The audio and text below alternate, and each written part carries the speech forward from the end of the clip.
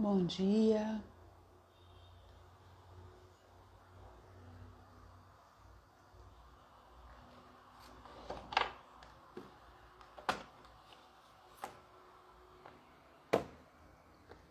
bom dia.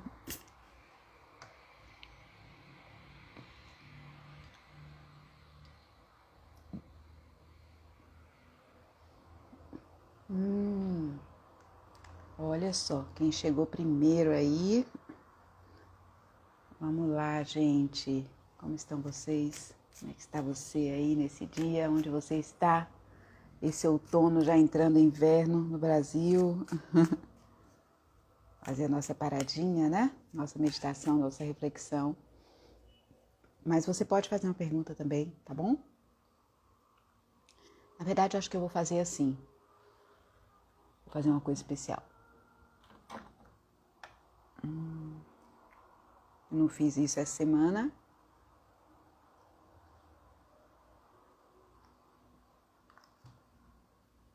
Pronto. Você escolhe uma opção, tá bom? Escolhe uma opção para a sua pergunta, para a sua questão. E aí eu vou dar.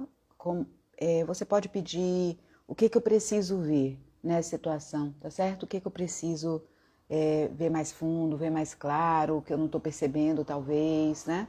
Ou faça a sua pergunta, o que você quiser. E escolha o quartzo transparente, a ametista ou o citrino.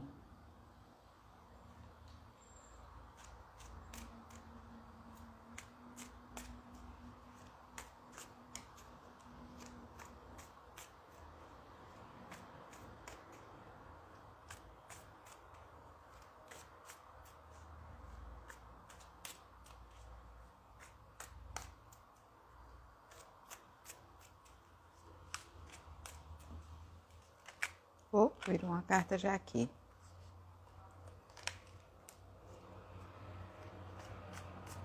Virou outra.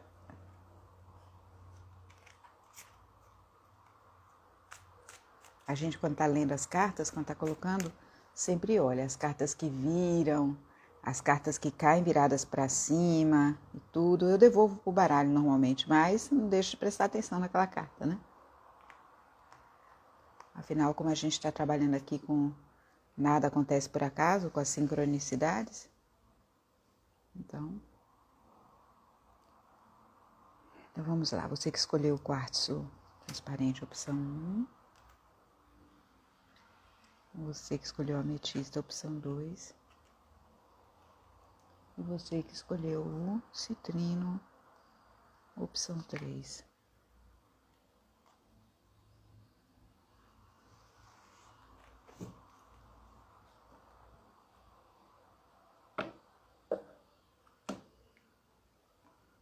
Eu abro o ângulo aqui um pouquinho mais.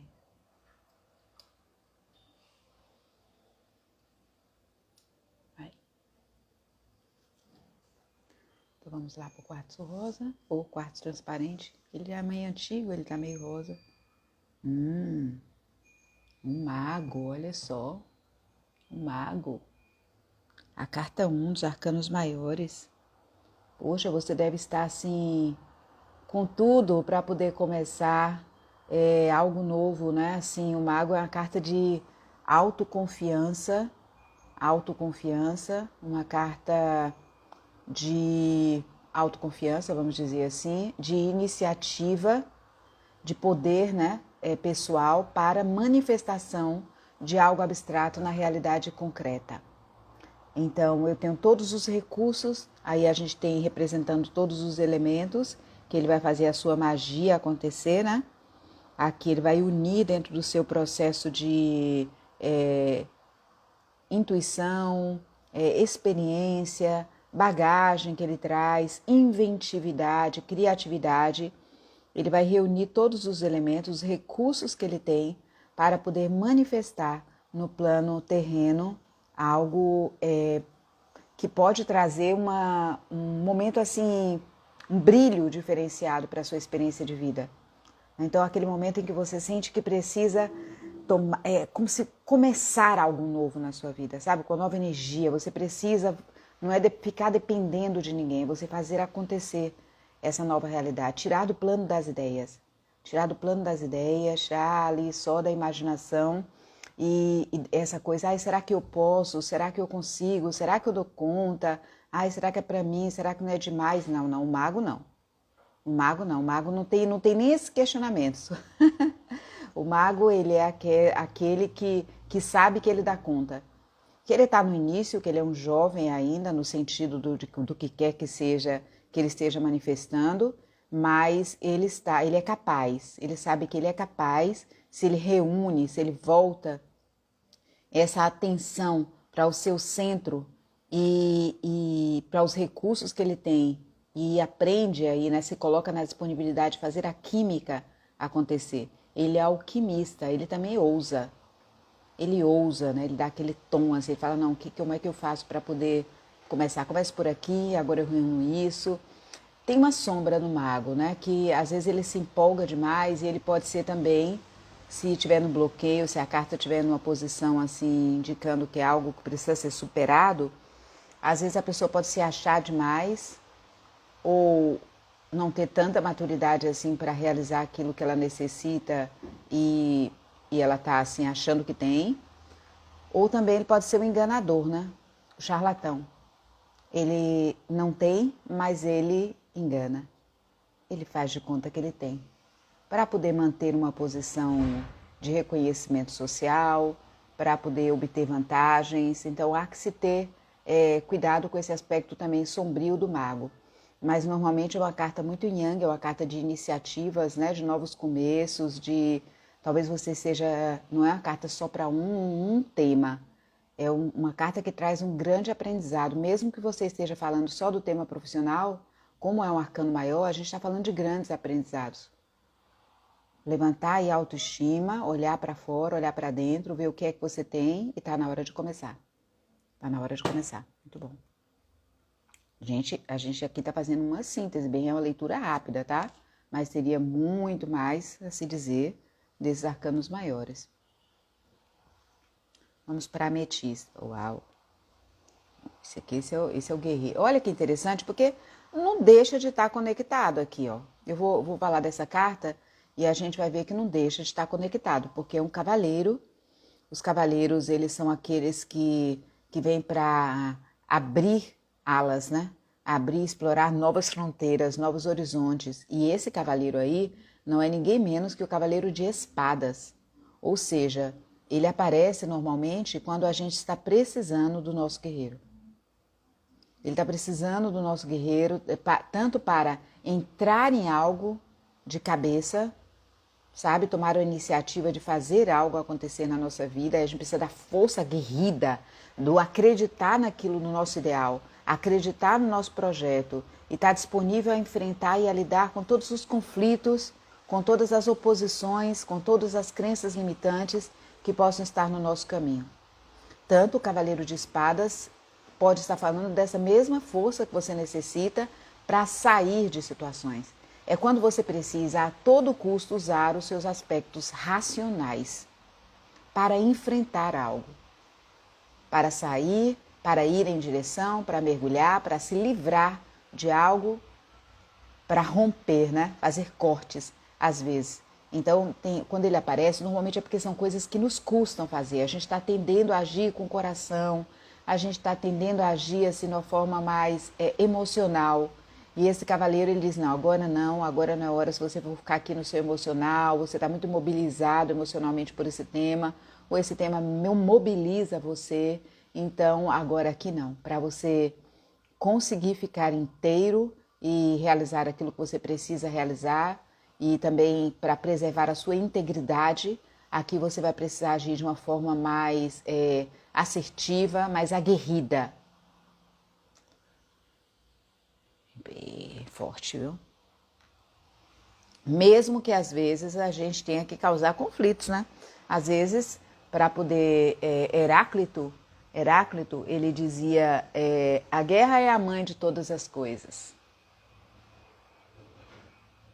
Às vezes há que se fazer um pouco de guerra para que as coisas aconteçam. Vamos agora ao citrino, se você escolheu o citrino. Ó, o rei de espadas, olha que interessante, o cavaleiro de espadas, e aí vem o rei de espadas. Eu gosto muito dessa representação desse tarô aqui, que é o da deusa tripla.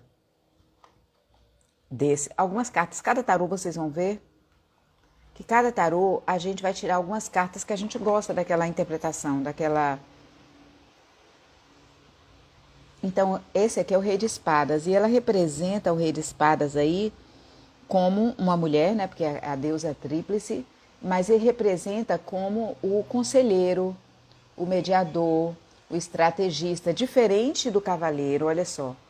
Diferente do cavaleiro de espadas, que ele vai agir de uma forma racional, mais rápida, e pegou aquela ideia, agarrou, e ele não faz muito planejamento. Ele fala, agora eu vou e pega a espada e vamos embora.